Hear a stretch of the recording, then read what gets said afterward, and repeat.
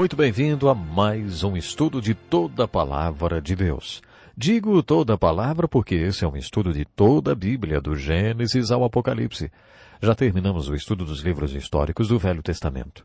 Analisamos 12 livros históricos, começando pelo livro de Josué e terminando com o livro de Esther em nosso último encontro. Hoje iniciaremos o estudo dos livros do Velho Testamento classificados como os livros poéticos. Às vezes, para diferenciar dos livros da lei, dos profetas e dos livros históricos, os livros poéticos são chamados livros da sabedoria. Os 5 livros poéticos são Jó, Salmos, Provérbios, Eclesiastes e Cântico dos Cânticos de Salomão. Talvez você queira saber por que Deus incluiu 5 livros poéticos no cânon das Escrituras. Creio que a resposta é que a poesia é a linguagem do coração. E Deus se preocupa muito com os corações do seu povo. Quando estudarmos os 5 livros poéticos, descobriremos aplicações devocionais para nossas vidas. É por isso, bem por isso mesmo, que muitas pessoas dizem que esses são seus livros preferidos da Bíblia. Os livros poéticos enfocam uma grande verdade de que Deus se preocupa com o coração do homem. Ele nos deu 5 livros poéticos inspirados, porque a poesia é a linguagem do coração. Eles são a mensagem do coração de Deus para o coração do seu povo. O livro de Jó é para aqueles que estão sofrendo. O livro de Salmos para quando estão adorando. Para quando tiverem dúvidas, o de Eclesiastes. Para saber lidar com os cuidados do dia a dia, o livro de Provérbios. Finalmente, o livro de Cânticos dos Cânticos para quando estão apaixonados. Cada um dos 5 livros poéticos é dirigido ao coração do povo de Deus em diferentes circunstâncias. O livro de Jó possui uma mensagem dirigida ao povo de Deus quando estiver com o coração ferido. O povo de Deus sempre sofreu.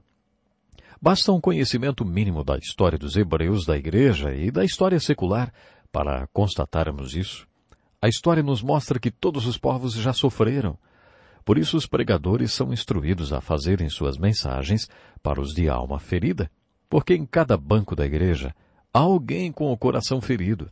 O livro de Salmos é dirigido aos corações adoradores no meio do povo de Deus. O livro de Provérbios é o livro mais prático da Bíblia. De acordo com as Escrituras, Salomão foi o homem mais sábio do mundo.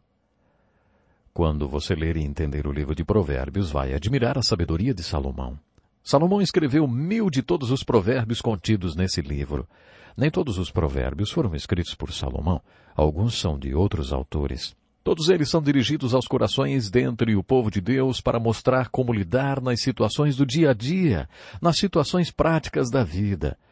Dizem que quando fazemos negócios ganhamos 2 coisas: dinheiro e experiência. No entanto, em algumas vezes que fazemos um negócio com alguém e só ganhamos a experiência, enquanto a outra pessoa fica com o dinheiro, não é?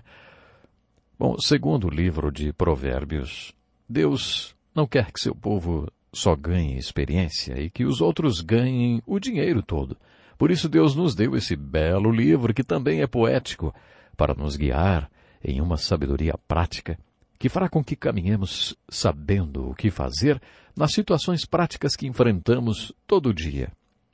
O livro de Eclesiastes é o livro preferido das pessoas céticas. Esse livro é o grande sermão que Salomão fez no final de sua vida para a juventude de Israel.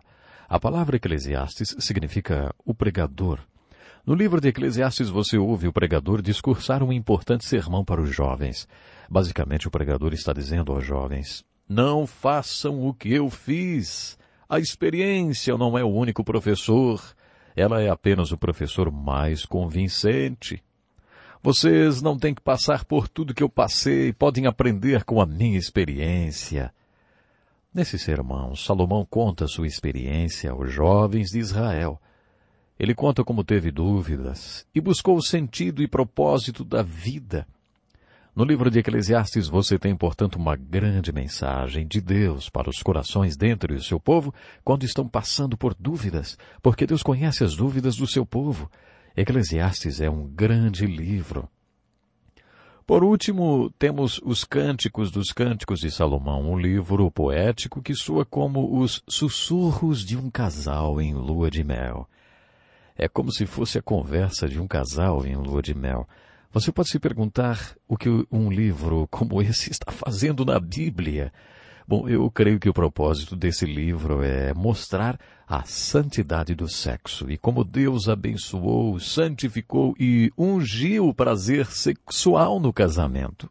Isso mesmo, a relação física entre duas pessoas casadas é bela. O Cântico dos Cânticos de Salomão é o último livro poético. Os Cânticos de Salomão são uma mensagem de Deus dirigida aos corações apaixonados dentre o povo de Deus. Quando você lê esse livro, descobre o que Deus tinha em seu coração quando planejou o casamento e nos criou como homem e mulher. Lendo a Bíblia, descobrimos que Deus está muito interessado no coração do homem. E quando estudamos essa parte do Velho Testamento e fazemos essa descoberta, nos perguntamos, a qual parte de nosso corpo Deus está se dirigindo? Precisamente a qual parte da nossa anatomia Deus está se dirigindo quando se fala aos nossos corações? Por exemplo, o que Deus quis dizer quando fez essa exortação em Provérbios 4, versículo 23? Acima de tudo, guarde o seu coração, porque dele depende toda a sua vida.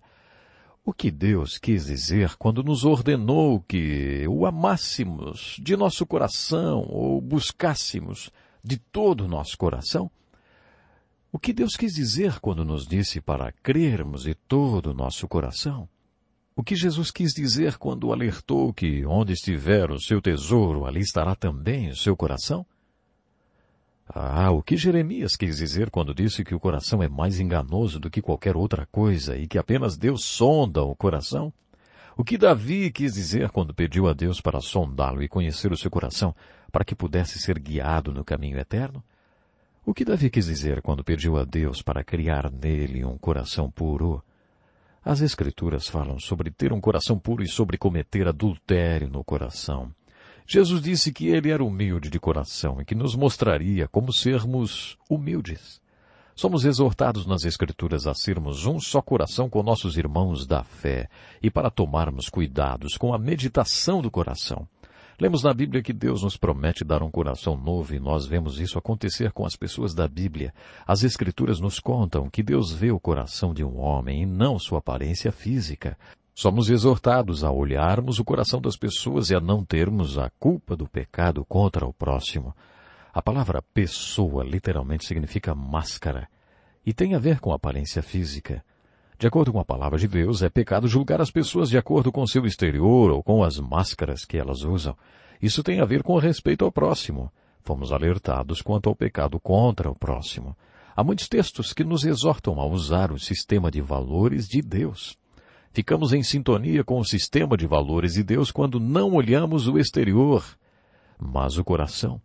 Seria ridículo pensar que quando as Escrituras fazem referência ao coração do homem, está se referindo ao órgão vital do nosso corpo, que bombeia sangue. Antigamente os gregos achavam que o centro das emoções não era o coração, mas as entranhas ou os intestinos. O apóstolo Paulo, portanto, diria aos filipenses que os amava com todas as suas entranhas e não com todo o seu coração. Não seria muito romântico dizer para a pessoa que amamos, olha, amo você com todas as minhas entranhas. Mas Paulo também faz essa associação de amor com entranhas quando escreve para Filemon, que aparentemente era rico e tinha ajudado financeiramente a igreja. No versículo 7 da carta de Filemon, lemos em algumas traduções mais antigas, assim, porque por ti, ó irmão, as entranhas dos santos foram recreadas. O que será que Paulo quis dizer, hein? Acho que Paulo estava expressando o conceito grego daqueles dias, quando o centro das emoções estava nas entranhas ou nos intestinos. Creio que, sem perceber, ainda usamos esse conceito hoje. Em algumas traduções da Bíblia, lemos Jeremias 4, versículo 19, assim, entranhas minhas. Não dá para deixar de perguntar o que estava acontecendo com Jeremias. Em uma tradução mais contemporânea, lemos o mesmo versículo com essas palavras, meu coração, meu coração. Jeremias estava literalmente pensando no seu coração ou nas suas entranhas, hein? Creio que o apóstolo Paulo, em seus escritos, mostra precisamente a que Deus se refere quando fala ao coração do homem. Em 2 Coríntios capítulo 4, versículo 16, o apóstolo Paulo nos dá um versículo que pode servir de grande consolo para um cristão que sofre de um câncer terminal. Recentemente visitei um amigo querido que estava passando pelos últimos estágios dessa doença maligna e compartilhei com ele esse versículo. Ele me disse que foi muito consolado com esse texto que diz assim: embora exteriormente estejamos a desgastar-nos, interiormente estamos sendo renovados dia após dia. Paulo está dizendo que existe o homem exterior e o homem interior. O homem exterior é feito da parte física, é a parte material e visível do nosso ser. Esse homem exterior é o nosso corpo. Segundo as Escrituras, o seu eu real habita nessa tenda. Um dia Deus vai desmontar essa tenda, mas você, o seu eu verdadeiro, irá para uma dimensão eterna. Isso significa que essa parte de você é a parte real. É a parte verdadeira e eterna, é o seu homem interior. O homem interior é a parte espiritual do nosso ser. O homem interior é invisível, intangível, espiritual, não é material. As Escrituras, portanto, nos dizem constantemente que a nossa parte realmente importante é o homem interior. O seu homem interior é muito mais importante do que o seu homem exterior. O homem exterior não é tão importante do que o homem interior porque é temporário. Você habita nessa tenda, no seu homem exterior, durante talvez 70 anos. Mas o seu eu real, o seu homem interior, é eterno. Deus sabe, nunca se esquece que seu homem interior é mais importante do que seu homem exterior. É por isso que frequentemente Deus permite, e às vezes até mesmo providencia, experiências que desgastam e cansam o homem exterior. Qual é a sua reação quando isso acontece? Será que você tem a sabedoria para perceber que apesar do seu homem exterior estar perecendo, Deus está fazendo crescer, amadurecer e preparando o seu homem interior para a eternidade? O que foi criado à imagem e semelhança de Deus foi o nosso homem interior. Quer dizer que quando as Escrituras afirmam que Deus nos criou à sua própria imagem e semelhança, não está se referindo aos nossos corpos? É isso mesmo. De acordo com as Escrituras, Deus é Espírito. No capítulo 4 de João, Jesus disse à mulher samaritana: Deus é Espírito e é necessário que os seus adoradores o adorem em Espírito e em verdade.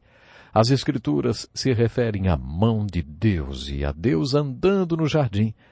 Portanto, Deus possui mão e, nesse sentido, Ele é igual a nós. Quando as Escrituras se referem a Deus fazendo alguma coisa como nós faríamos, os teólogos chamam de antropomorfismo. Precisamos entender que Deus não possui mão, Ele é um Espírito. Deus nos criou à sua imagem e semelhança. Ele pegou um pouco de barro da terra e o moldou na forma de um corpo humano. Soprou nesse barro o fôlego da vida, ou o espírito da vida, e o homem tornou-se alma vivente. O homem foi criado à imagem e semelhança de Deus, quando Deus soprou o espírito de vida naquele monte de barro e o tornou alma vivente. Portanto, o homem interior, a parte espiritual do homem, é mais importante do que o homem exterior, a nossa parte temporal. Quando seus valores estão de acordo com os valores de Deus, você valoriza o homem interior. Você pode se perguntar: o meu homem interior é constituído de uma única parte ou de várias? Muitos teólogos acreditam que o homem seja basicamente constituído de 3 partes. O homem tem um corpo, uma alma e um espírito. Mas do que é feita a alma do homem? A alma do homem é essencialmente espiritual. Na verdade, o homem tem apenas 2 partes. Alguns teólogos acreditam que a segunda parte do homem, o homem interior, possa ser dividido em várias partes. Você pode dividir o homem interior em emoções, mente, vontade, personalidade e muitas outras partes. Personalidade, segundo aprendi, é a congênere de atributos associados cuja função integrada constitui-se a perfeita essência de qualquer coisa sobrenatural. Essa é uma definição muito complicada. A personalidade é a união de atributos que se associam e se integram de uma determinada maneira para produzir a sua personalidade específica. Mas afinal, o que isso significa? A personalidade certamente não é material, não é visível. A personalidade é algo espiritual. Esse homem interior, portanto, pode ser dividido, talvez, em 10 partes, todas elas espirituais. De acordo com Paulo, o homem tem essencialmente 2 partes. Elas são o homem interior e o homem exterior. Esse homem interior é eterno. Esse homem interior é criado à imagem e semelhança de Deus e eterno. Devemos, portanto, concluir que Deus valoriza mais o homem interior. Eu falei tudo isso para contar porque Deus separou 5 livros da Bíblia dirigidos ao coração do homem, ao homem interior. Temos aqui outra visão das Escrituras a respeito do homem interior e do homem exterior. O homem interior é o seu eu real. O homem exterior é o veículo através do qual o seu homem interior, o seu eu, é manifestado. Por exemplo, Jesus disse, a boca fala do que está cheio o coração. Em outras palavras, podemos dizer que o que vai no coração de um ser humano é aquilo que sai de sua boca. Sabemos o que há no homem interior pela maneira como o homem exterior se comporta. Você avalia como uma pessoa realmente é no seu coração ou no seu homem interior pela maneira que ela manifesta o seu homem exterior. É isso que a Bíblia afirma através das palavras de Davi, as quais devem ser nossa oração. Deus promove uma nova criação no meu homem interior, Davi orava. Eu não gosto do que está saindo do homem exterior. O Senhor não se agradará com o que está saindo do meu homem exterior e nem será glorificado com isso, a menos que o Senhor faça um milagre no meu homem interior. Creio que Davi quis dizer o mesmo que Jesus quando orou. Cria em mim um coração puro, ó Deus, e renova dentro de mim um espírito estável. Então te agradarás dos sacrifícios, das ofertas, dos holocaustos. As Escrituras declaram em vários trechos que os seguidores de Deus e os discípulos de Jesus são pessoas transformadas. De acordo com a Bíblia, os crentes são pessoas que passaram por uma transformação no homem interior. As Escrituras nos dizem que os discípulos de Jesus e o povo de Deus são pessoas em transformação. Os crentes estão sendo transformados constantemente, de acordo com a Bíblia. O povo de Deus e os discípulos de Jesus são pessoas que esperam ansiosos por aquela mudança completa, total e final. A Bíblia é muito realista e quase caçoa de nós sobre a tentativa de fazermos isso por nós mesmos. Na Bíblia, Deus afirma em Jeremias, no capítulo 13, versículo 23, o seguinte: será que o etíope pode mudar a sua pele, ou o leopardo as suas pintas? Assim também vocês são incapazes de fazer o bem, vocês que estão acostumados a praticar o mal. Jeremias ilustra Deus quase caçoando de nós, por tentarmos por nós mesmos, com todas as nossas forças, mudarmos o nosso interior. Segundo as Escrituras, essa mudança não é uma questão de força de vontade. O problema com força de vontade é que a nossa vontade geralmente não tem força nenhuma. É por isso que precisamos de um milagre em nosso homem interior. Quando a Bíblia fala dessa mudança necessária em nossa vida, não diz para tentarmos o máximo que pudermos até que aconteça uma metamorfose. As Escrituras nos dizem que para cumprirmos certos requisitos, então.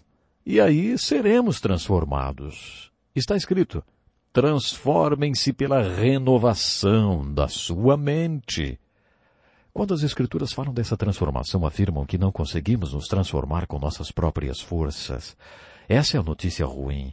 Agora, notícias são boas. Deus pode mudar você. É isso mesmo. A Bíblia nunca mandou que nós mesmos fizéssemos essa transformação. Ela nos exorta a sermos transformados por Deus. Quando a Bíblia fala dessa transformação no homem interior, sempre diz para mudarmos de dentro para fora. Primeiro o homem interior é transformado. O efeito dessa transformação no homem interior será vista no homem exterior depois. Primeiro o homem interior vai ser transformado.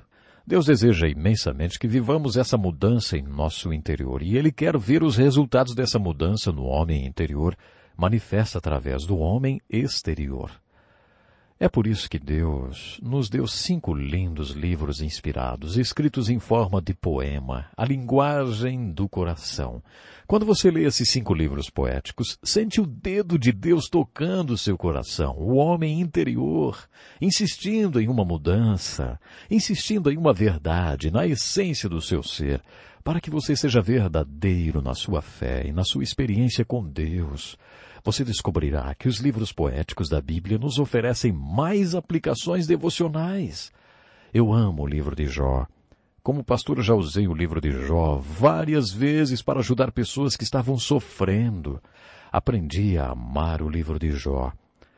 Esse livro tornou-se a mensagem de Deus para os corações feridos. Quando me reúno com pessoas com corações feridos, eu amo ler o livro de Jó. Eu vou terminando por aqui mais uma vez com um desafio. Você já teve o seu homem interior transformado? Seu coração já foi novamente refeito? Você está sendo transformado de dentro para fora? Se ainda não, Deus pode e quer fazer isso na sua vida. Fale com Ele hoje, ore ao Senhor. Orar é conversar com Deus, como Davi, o escritor dos Salmos. Peça a Deus para criar em você um coração puro para que você possa adorá-lo. Deus lhe abençoe. Até o próximo programa.